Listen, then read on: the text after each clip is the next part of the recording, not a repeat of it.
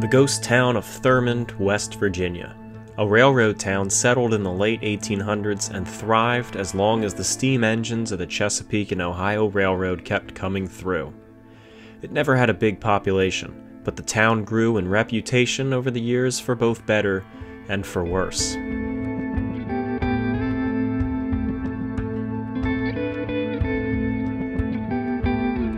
The town of Thurmond was named for William Dabney Thurmond, who first moved to the area in 1844 and led a gang of partisans in support of the Confederacy during the American Civil War. After the war, he was hired in 1873 for a surveying job, likely by the Chesapeake and Ohio Railroad. His payment was 73 acres of land along the newly completed railroad, which wound through the valley along the New River. William Thurman didn't do too much with the land right away.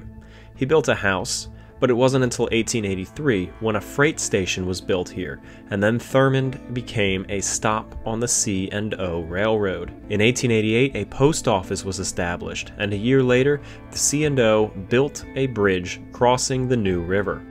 The bridge is not the same bridge that we see standing today. The original bridge was damaged beyond repair in the town's Great Flood of 1908, and the one today was built around 1915. The construction of the original bridge across the river at Thurmond in 1889 made the town into a junction, which increased the amount of trains coming through here in a single day. Thurmond was growing in importance. As the town began to sprawl out, Hotel Thurman was built downtown and a passenger and freight depot built at the rail junction, both in 1891. Like the bridge standing today, the rail depot at the junction is not the original depot that was built.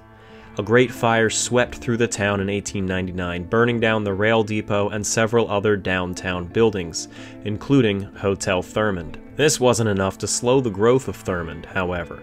In fact, it was in rebuilding from that fire that the town saw its greatest boom. Downtown Thurman saw large new buildings springing up, and instead of being made of flammable materials, they were made primarily of stone and brick. Behind me is Thurman's downtown district called Commercial Row. There were several buildings all in a row here, but the end of this one, right here, the end of the building actually represents the original circa 1900 end of the Thurman town site. So the town actually terminated here. However, the town grew over the years and actually enlarged. Now there are several buildings in addition that were here on Commercial Row. There's only 3 that survive today. These were all built between 1900 and 1920, the first of which I believe was 1902. This first building here at the southeast end of the Commercial Row is known as the Mankin-Cox Building. In 1904, Dr. J. Ward Mankin bought this lot for $4,000 in 1904 money. Dr. Mankin and his wife, who was a pharmacist, actually opened up a drugstore and a surgery on the first floor of this building. I assume the upper floors were probably private residence or at least rooms that were rented out. However, Mankin and his wife were the surgeons and doctors for 4 different mining companies in the area. They would all come into town if they had any sort of issues, and also a surgeon for the Chesapeake and Ohio Railroad. So if there was ever any issue on the line or on one of their trains and that train happened to be coming through, they would stop here and offload whoever needed the help and bring them to Dr. Mankin or his wife. The Goodman-Kincaid building was built in 1906. It was a dry goods building, and its upper floors used for offices. The first floor was home to several stores throughout its history, and it was a popular hangout in Thurmond during the later years of the town, as it was home to Mrs. McClure's restaurant until the 1940s. The National Bank of Thurman is one of 2 banks that the town of Thurman once had, and beyond it would have been a wooden structure, Hotel Thurmond. Hotel Thurmond was a high-end hotel. It was made of wood and built in 1902. The National Bank of Thurmond operated out of the lobby of the hotel until 1917, when this building here was built to house the bank. The facade of the building was actually rebuilt in 1923, and that is what you see today. Hotel Thurmond was rebuilt in 1902 after the Great Fire. This new hotel had a movie theater where Western films were a favorite, 400 electric lights, and steam heat. And according to local legend, The hotel was built so close to the railroad that guests could lean out the window and smack the trains as they went by, or spit on them. In 1904, the new rail depot was built that we see still standing today and in use. The depot building, which was operating around the clock, served as both station and signal tower, and the first floor also could store baggage, featuring a ticketing office, waiting rooms, a restroom, and even a lunch and news counter. Because of the serene river and the imposing mountains around it, the town of Thurman had taken on a second purpose of becoming a pleasure destination in the 1900s and 1910s. There was a church, there was even schooling, though the high schoolers did have to commute out of town by rail every day to a high school elsewhere. Thurmond was truly civilized. Captain Thurman, now getting up in age, strongly opposed alcohol and gambling and created rules against partaking in them within the city limits in an effort to keep Thurmond a town of decency. This created the demand for a place where people could go where they can be, how best to put it, indecent. In steps this enterprising fellow named Thomas McKell, who opened a large hotel immediately across the bridge from Thurmond called the Dun Glen Hotel, and it rivaled Hotel Thurmond. This hotel had over 100 rooms. The ballrooms featured jazz and swing bands, and all the drinking and gambling a fella from Thurmond can handle, with an unhealthy dose of prostitution thrown in. Passions ran high at the Dun Glen Hotel. Killings became common, and deaths from overindulgence led to the owners to install a mortuary in the hotel's basement. The hotel, long gone, still to this day holds the record for hosting the world's longest-running poker game, lasting 14 years. It would have gone on longer, but the hotel burned down, which interrupted the poker game. Even though the hotel drew so much more business to Thurmond, boy did this hotel drag the town down. It tarnished the reputation of Thurmond. In fact, a conductor on the C&O wrote a poem about the town, although his description specifically seems to be referring to the Dun Glen Hotel. You have heard of the California Gold Rush way back in '49, but Thurmond on New River will beat it every time. There's people here from everywhere, the colored and the white. Some mother's son bites the dust almost every night. On payday, they come to Thurmond with a goodly roll of bills. Some gamblers get their dough, and they sneak back to the hills. Some, though, ne'er return, alas, and they meet a thug. We find them on the railroad track, or in the Thurmond jug. Where handy is the blackjack and the price of life is low, at Thurmond on New River, along the C&O. Where men are often missing after the drinkers fight, and the crime laid on the river, and the trains that pass at night. I really feel sorry for Captain Thurmond, all things considered, who wanted to do what he believed would keep his town upstanding, only to see that reputation destroyed by the shady hotel across the river. Captain Thurmond died in 1910, and his family sold the town site 5 years later. However, the town and the presence of the railroad only continued to grow. The Chesapeake and Ohio Railroad was the lifeblood of Thurmond. It kept it alive and gave the town a purpose, and Thurmond had become one of the more important arteries along the rural parts of the main line. In 1910 alone, 75,000 passengers rolled through Thurman along the C&O, and that same year, Thurman set the company's record for highest in revenue receipts at nearly $5 million then, or $150 million today, and handled around 4.3 million tons of freight. Today, there are 4 railroad tracks here at Thurmond. There's one that comes into the valley and into the town, and then it splits off into a siding right down there near the coal tower, and then it's 2 tracks right here. In fact, trains over 2 miles long, we had 2 come through that were over 2 miles long, actually stop here and wait for the other ones to pass. So that's those 2 lines. They're owned by CSX, but Amtrak also comes through here a couple days a week. And Amtrak actually does stop here at this depot. There's no ticketing booth, but you can get on or you can get off, and I imagine that appeals quite a bit to hikers. In fact, I'm a little tempted to do that later this year. This line over here, this is a branching line. This is owned by R&J. once every couple of days, an empty train goes up there into a coal mine and brings out a whole bunch of coal. That came through here this morning. And then this fourth line right here, the one I'm standing on, is deactivated. In fact, the rails sort of just fall apart down there, which is why I'm standing here without a worry. That's 4 lines. At Thurman's height, there were 18 different lines coming through this town. It was the only place along a 73-mile stretch of track where trains could stop and refuel. Dr. Mankin and his wife were the only real surgeons during this stretch, should someone get injured along the line. And it was decided to turn Thurmond into a repair stop where engines and equipment could be repaired. A large engine house was built as a repair shop and service center for locomotives of the C&O line in 1905, and it was significantly expanded in 1921. The building remained preserved until relatively recently, when it burned down in 1993. I'd have loved to explore the remains of it for this video, and fortunately, we somewhat can. It was explored and documented in these photos after its abandonment. A crew office and counter. The foreman's office, with filing drawers pulled out and scattered around the room. The engine shop, with an old boiler still present.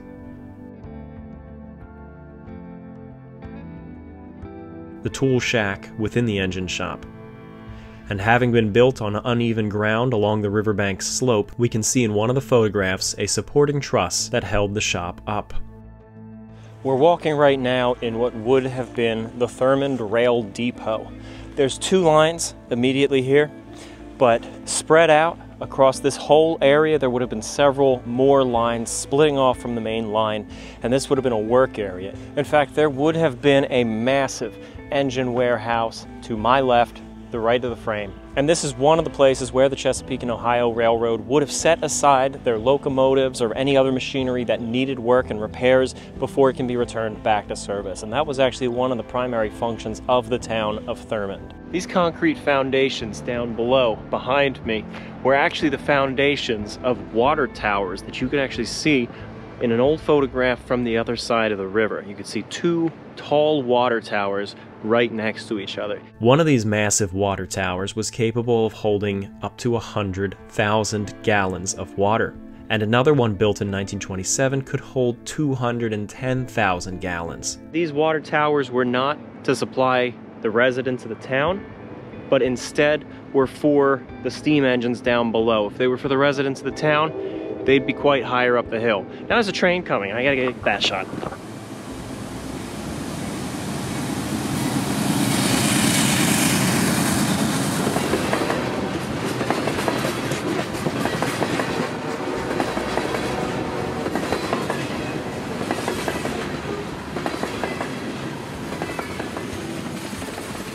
This coal tower was built by Fairbanks and Morse of Chicago in 1922 for the Chesapeake and Ohio Railroad. Coal would have been brought in. The coal hoppers would come in on this track. They would stop, dump their coal right down into this chute, and it would be collected down at the bottom, crushed up, and brought up onto a conveyor belt. And then buckets would hoist it up through there into an overhead staging area. And then you might be able to make out the slope of the ceiling in here. When it's ready and when cars are ready to pick it up, they'd be dumped out the sides and down into another hopper to be hauled away. Oh, it's cold in here.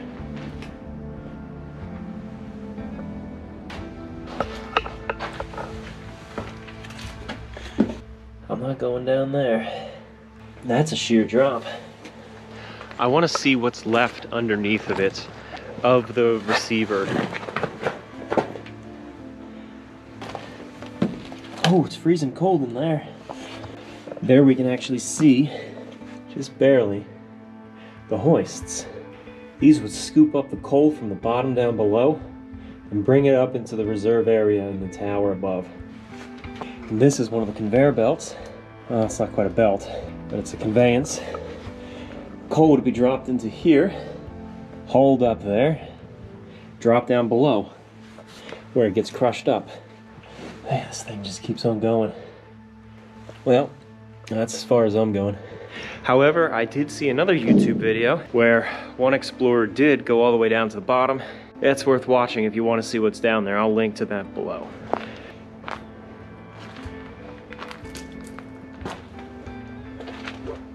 Oh, we got some Monty Python fans in here.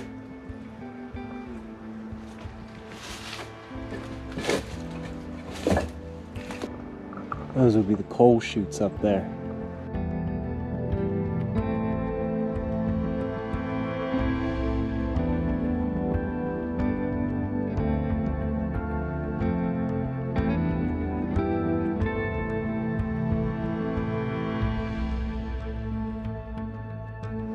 Look at all these plates. There's a ton of these here. More than a ton of these, I'm sure. For those of you wondering, these plates are these. They would be placed down on top of the railroad ties, and spikes would be driven into them, and they would hold the rail down. This piece right here is the perfect cross-section to look at of how this would be done. This spike driven into it, fastening the rail down. There's no getting around it. Thurmond really was as much of a railroad town as it gets. In 1920, the population was nearly 300, and in 1930, the population was nearing 500 people, and around 40% of these people worked for the railroad. Thurmond saw a sharp decline right after the census was taken in 1930. The Seedy Hotel on the other side of the river, the Dun Glen Hotel, burned in 1930, and the First National Bank of Thurmond failed in 1931. The community continued for a few more decades, in a slow decline, as long as the railroad needed its boilers serviced, but in the 1950s, the Chesapeake and Ohio Railroad transitioned entirely to diesel engines, rendering much of the works at Thurman obsolete. The town was no longer a destination, and the Hotel Thurmond, now called the Lafayette, burned down in 1963. The town was never completely abandoned, however. The population dwindled to the dozens in the 70s and 80s, and by 2000 had dropped below 10 people. At the time of filming this, 5 people are reported to live here. The Chesapeake and Ohio Railroad eventually evolved into what is today CSX, and CSX trains still pass through the ruins of Thurmond frequently. Just in the time that we were there to film this video, which was a single full day, 8 trains passed by us, all CSX freight trains.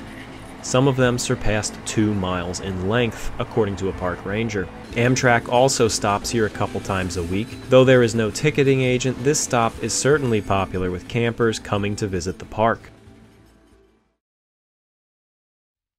Behind the rail yard and commercial row are about 24 houses going up the hillside for the residents of Thurmond. Now almost completely abandoned, let's explore what remains of these houses.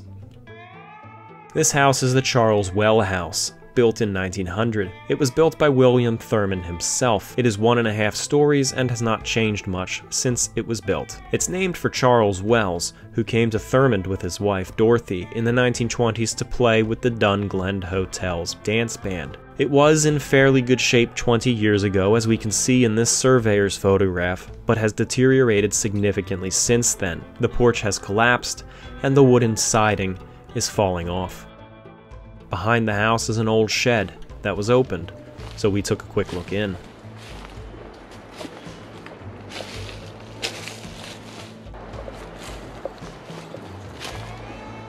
Let's see, wait, maybe? No, that's screwed in. That's not opening. Across from the Charles Wells house was another shed, this one propped up on stilts over uneven ground.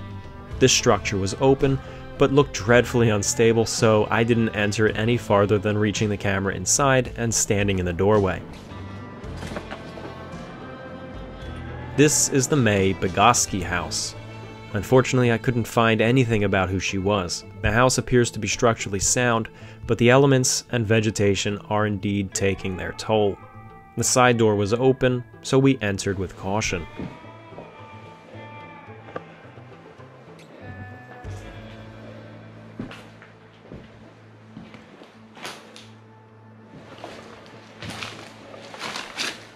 Ooh. Basement? Going down to a cellar, yeah.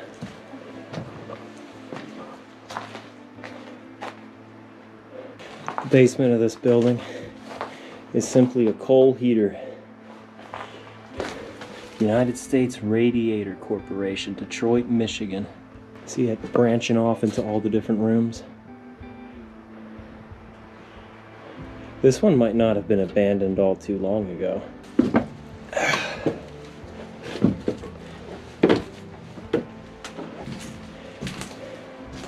So as soon as people would have entered the front door here, they would have been met with a stairwell going up to the right, a bathroom in the front with a bathtub, and to the left, probably a sitting or a dining area with a nice fireplace. The kitchen's been yanked out and gutted. Let's take a very quick peek upstairs.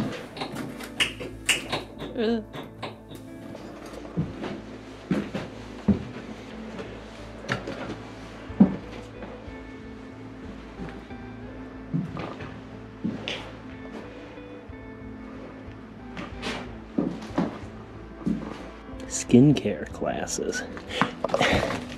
Look at this. Skincare class. Workbook 2, Workbook 1. Are people up here learning to be beauty stylists? Baby shoe? An old belt? That's old. There's only been a small landing right here before you go into either the right or the left room. These would have been bedrooms. I'd imagine they might have had a small table or something here. There's a further crawl space in there. I can't reach it. Okay. The Harold Smith house looked to be well preserved, but was boarded up entirely. The Wetzel Young house, built circa 1900 by William Thurmond. Not much is known here either, but the structure is in better shape than most. It was fully boarded up, but I was able to peek the camera into a few of the cracks.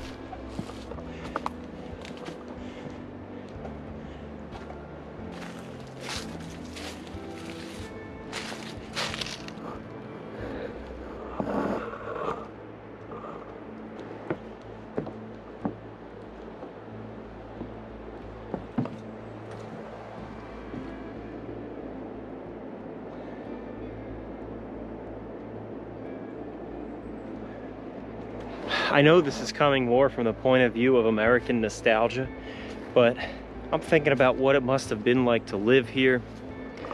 And you're constantly hearing the old steam whistles down there, the locomotives shuntering back and forth, and coal and passenger trains coming through here several times a day.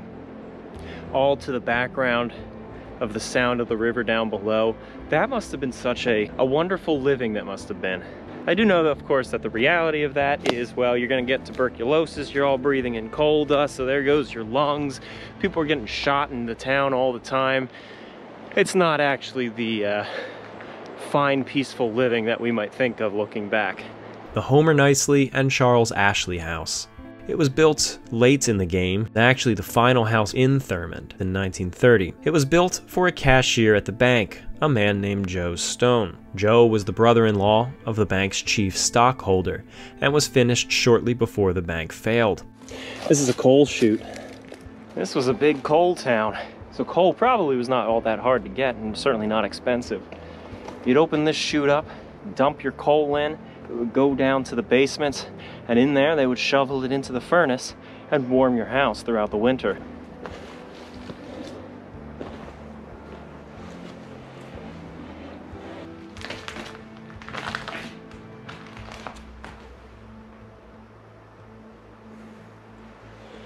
The chimney's collapsed.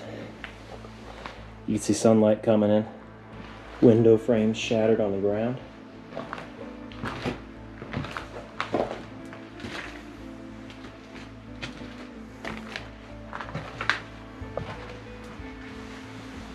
Access to the attic up there.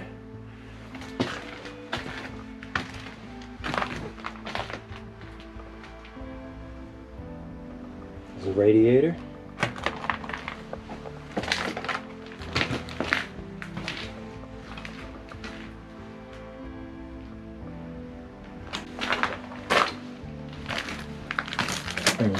No, I'm not going to put my weight on that. Hot water tank. Homer Nicely was born in 1922 and died only recently in 2019. I can't find any solid connection with him and the house, however I can presume he lived here and perhaps was even born here. The Sidney Ward house was built by William Thurmond around 1900. Again, I unfortunately found almost nothing about this house.